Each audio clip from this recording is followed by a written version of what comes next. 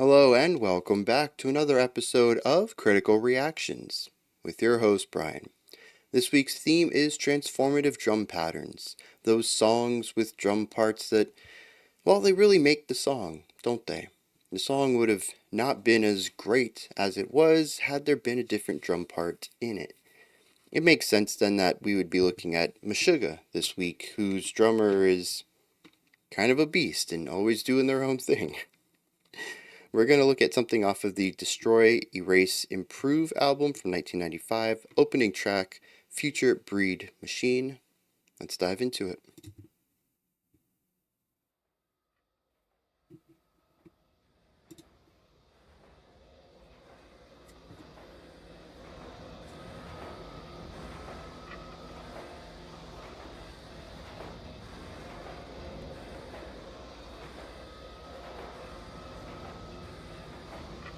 Yeah, it's good to know that this is the opening track, that this ambience opens the album more so than has anything to do with the song.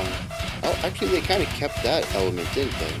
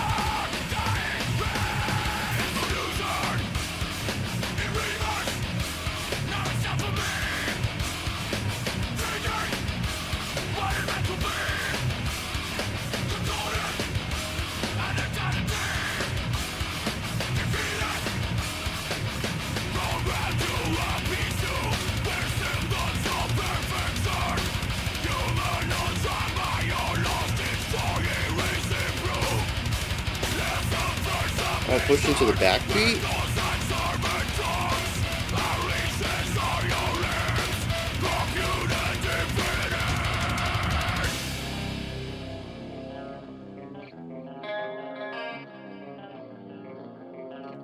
This is cool, because I don't think I've ever heard anything melodic come out of Meshuggah before. But I think I've really only been pushed towards their highly rhythmic stuff.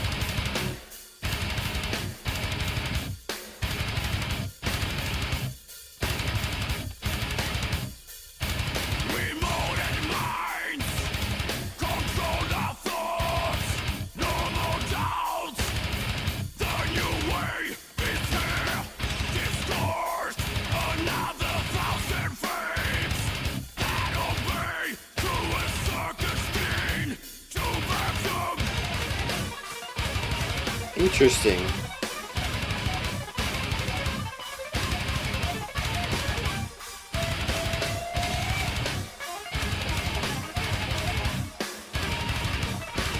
So it isn't 4/4, but there's an odd number of bars to create an asymmetric phrasing.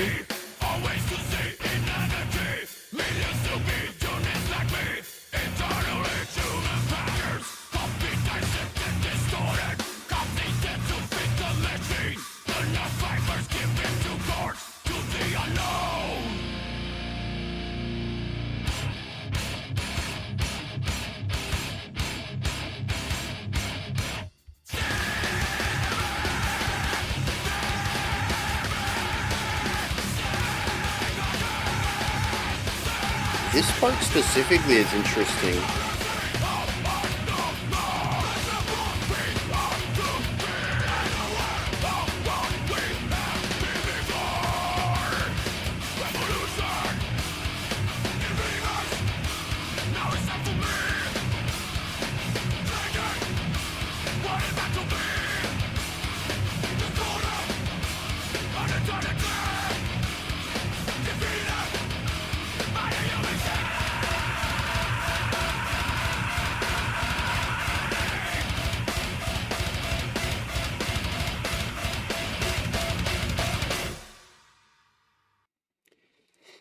That moment, about 40 seconds prior to the song ending, I said, this part's interesting. I said that because it sounds like early System of a Down. I'm talking like their first album. Was it self-titled? I can't remember what the name of the first album was. Um, it it features a lot of the same noisy, swirly guitar work. In fact, the more that I think about the harsh vocals here, they kind of remind me of Surge's on that first album as well. And it makes me wonder, because this came out a couple of years prior to System of a Down's first album. 'Cause, yeah, this was 95, and that was 98, 99. Definitely plenty of time for them to be influenced by this. I'm curious if System of a Down were influenced by Meshuggah. And I don't know, it feels so close. Not in all of their works, not in all their moments, but their more chaotic moments remind me a lot of that right there. So anyways, this track, that's what we come here for. Analysis. Let's get the old muscle warmed up. The brain muscle. I don't know why I'm over here stretching my body. This song is it's Meshuggah, right? It's got their trademark pick a note and play it in weird rhythmic patterns, go for the texture and groove, not so much melody. It really much is the inception point of what eventually would become djent, and I've made my stance on that before. Rhythmic syncopation can be cool. I mean, I was bobbing my head to this, right? I love a good groove, but I need something more in the music that I enjoy listening to.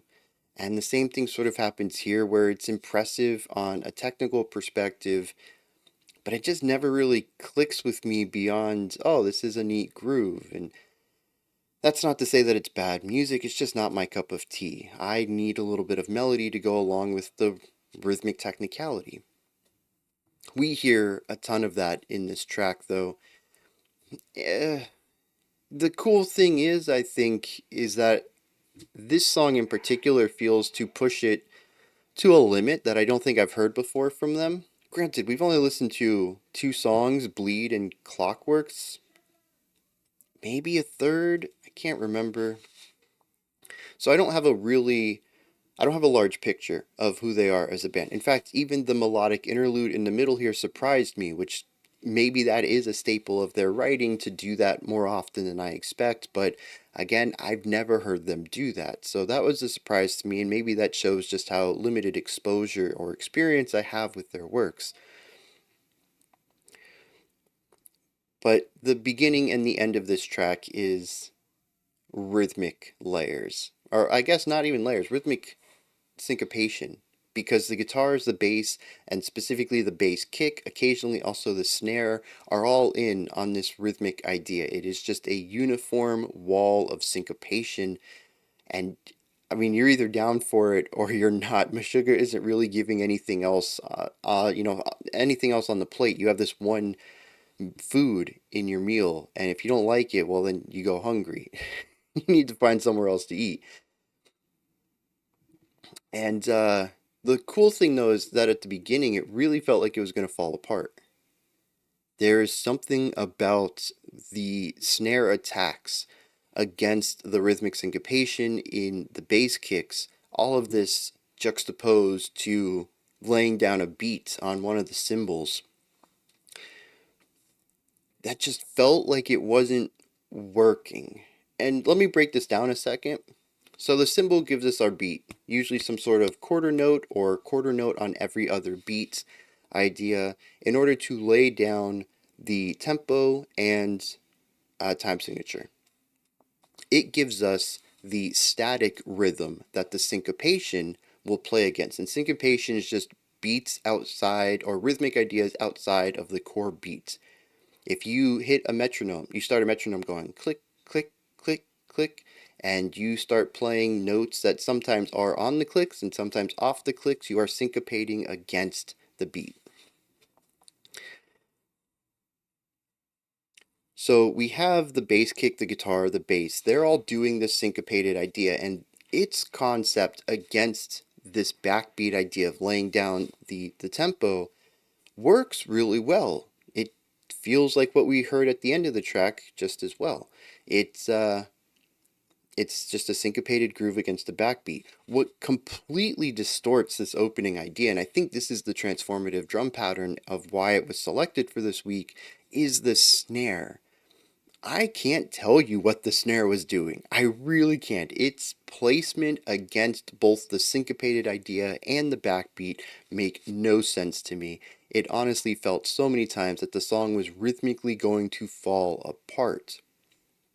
Now, granted, this song is called Destroy, Erase, Improve. This beginning part definitely felt like destruction.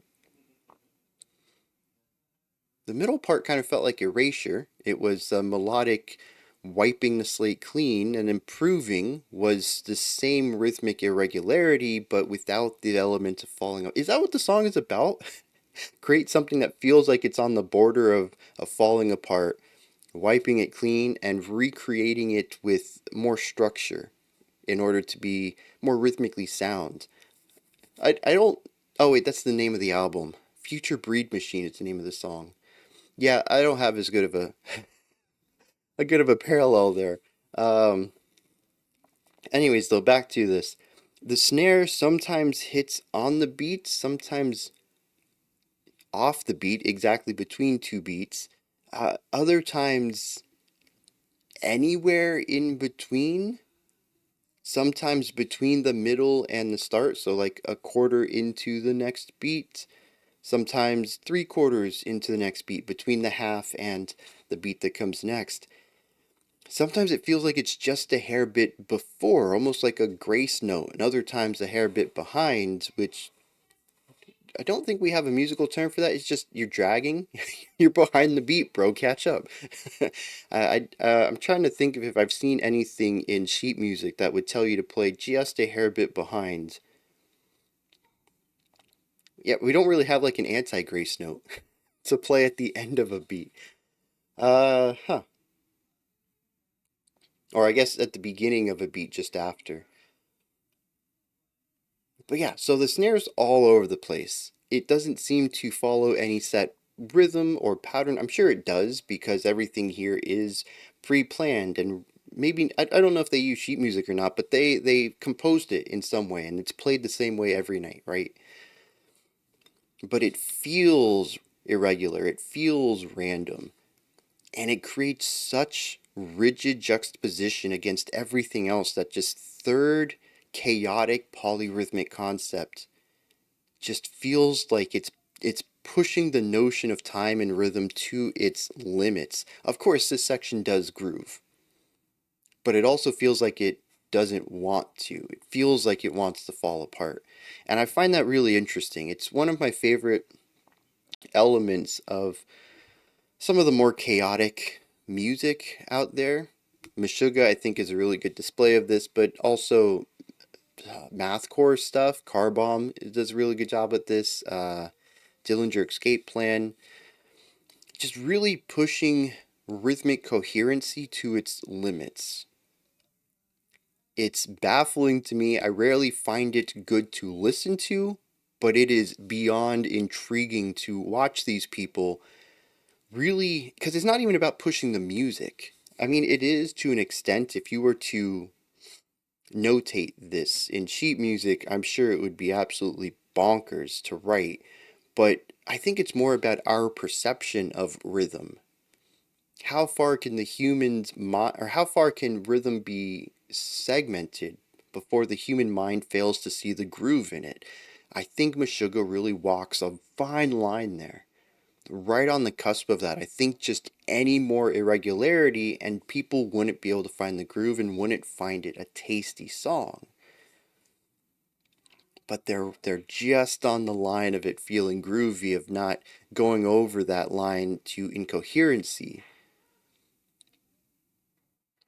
And it's impressive to find people whose rhythmic minds can understand where that line is drawn and teeter on it so finely. Now, aside from that, though, there really isn't much else going on in the beginning. We just have some growling over it, which is texture and rhythm again. Although it's interesting that this is more of long held out notes. It's sort of taking on the role of what a melody would do if you have all the syncopation underneath, usually less rhythmically interested, more harmonically interested. The vocals here just don't go for the harmony.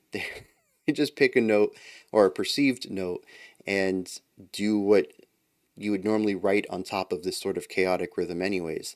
It's a smart way to go about it while retaining that heavy weight of metal and kind of assuring that you still have that melodic erasure going on, hyper focusing on rhythm and texture.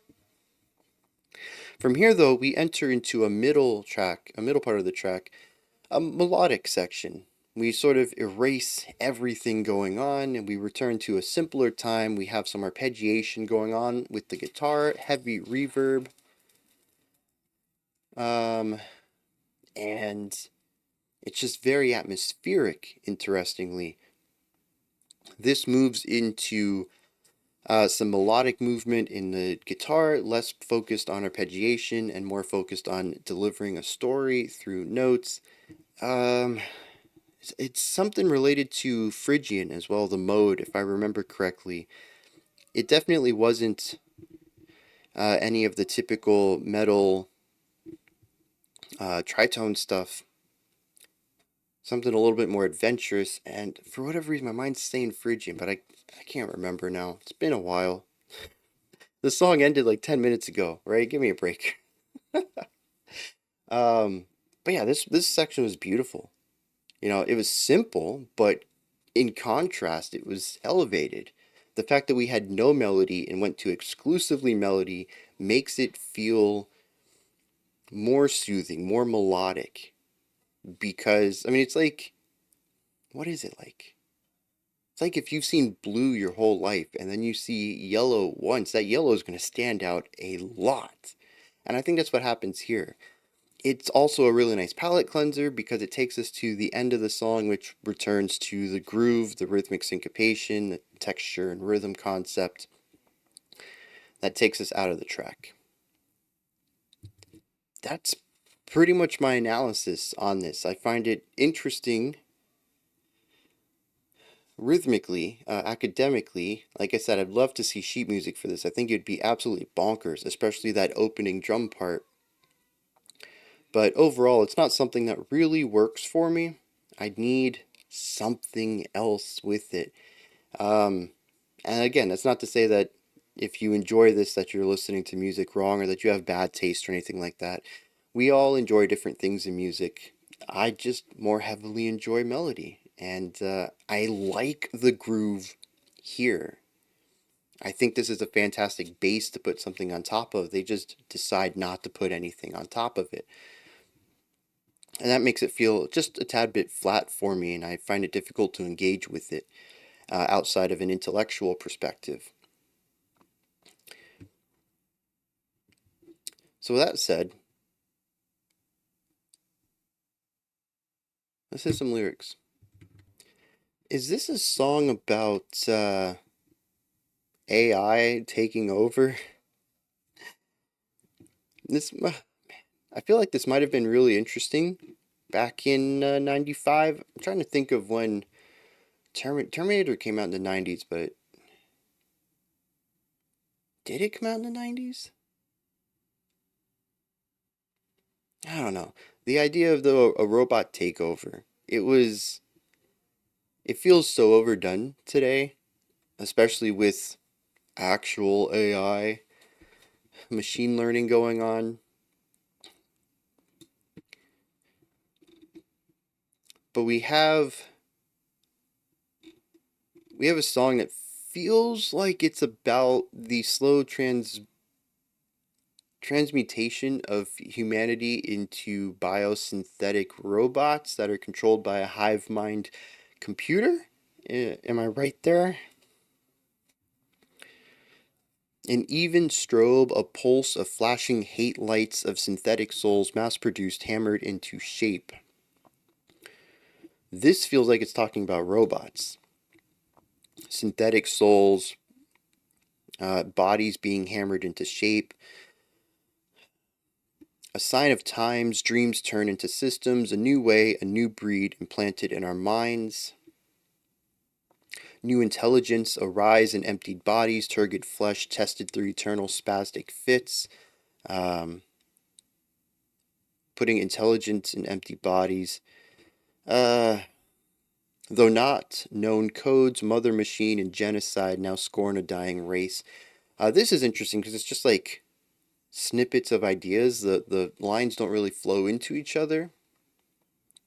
But it seems that there's a main AI, the mother machine, who has a genocidal bent towards humanity, which is now a dying race. It says evolution in reverse. Now it's time for me changing. What am I to be? Contorted and eternity defeated.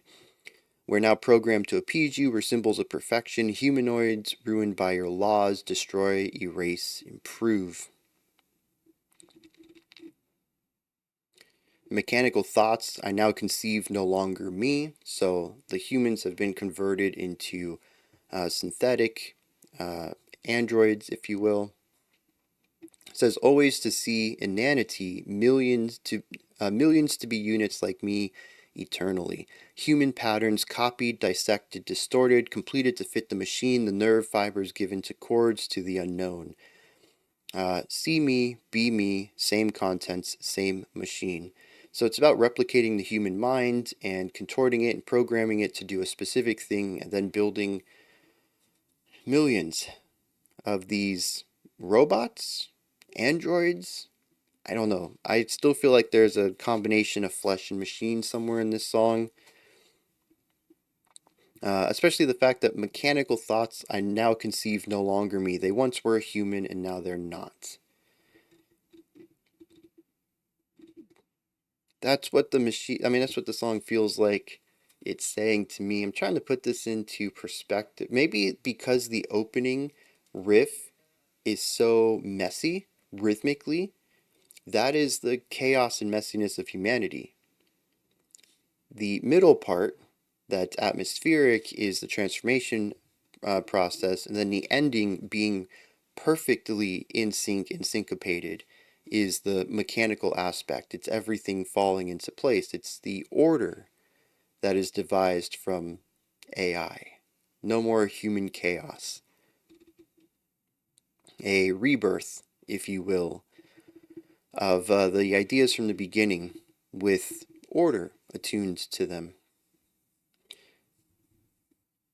Those are my thoughts. Meshuggah's Future Breed Machine. Let me know what you thought of this one. If you enjoyed it or not, anything that stood out to you, anything you'd like to add on to what I said, correct me on, give me your own perspectives or opinions on, toss all that stuff down in the comment section Above that, in the description box, you can find a link to Linktree. It takes you to this menu. You can find links to my music, ways to support the channel, a link to the Discord server, and so much more. Above that, if you could, like, subscribe, and ring the bell. I greatly appreciate all three of those. That wraps it up for this one, but we do have a special selection coming up next. Stick around for that. Otherwise, I'll be back tomorrow, 5 p.m. Eastern Standard Time, 9 p.m. UTC as usual.